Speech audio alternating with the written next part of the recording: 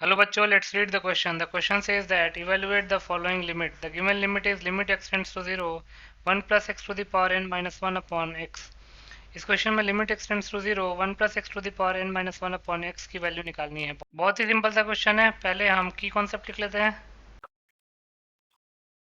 तो लिमिट में वेरिएबल जिस भी वैल्यू को टेंड करता है उस वैल्यू को जिस फंक्शन का लिमिट निकालना है उस फंक्शन में पुट करने पे अगर कोई इनडिटरमिनेट फॉर्म आता है तो वैसे केस में लिमिट को इवेल्युएट करने के बहुत सारे तरीके होते हैं। उनमें से एक तरीका होता है बाय यूजिंग स्टैंडर्ड लिमिट्स। तो इस क्वेश्चन को हम by using standard limits he solve करने वाले हैं, क्योंकि एक्स की वैल्यू जीरो जब इस पूरे फंक्शन में पुट करेंगे तो ये जीरो अपॉन जीरो का फॉर्म बन जाएगा। तो वो 7 इनडिटरमिनेट फॉर्म्स कौन कौन से होते हैं? 7 इनडिटरमिनेट फॉर्म्स वो होते हैं 0 upon zero, infinite upon infinite, infinite minus infinite, 0 into infinite, 1 to the power infinite, 0 to the power 0 and infinite to the power 0।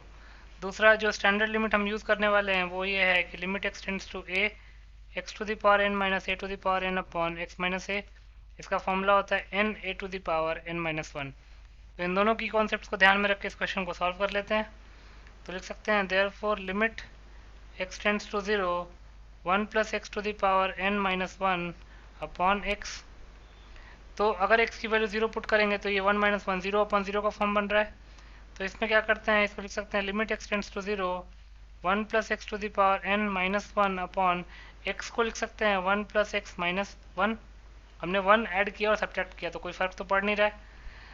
अब फर्दर सिंप्लीफाई करते हैं तो ये जगह limit x tends to 0, 1 plus x to the power n minus one upon 1 plus x minus one. अब हम लिख लेते हैं put 1 plus x as Y.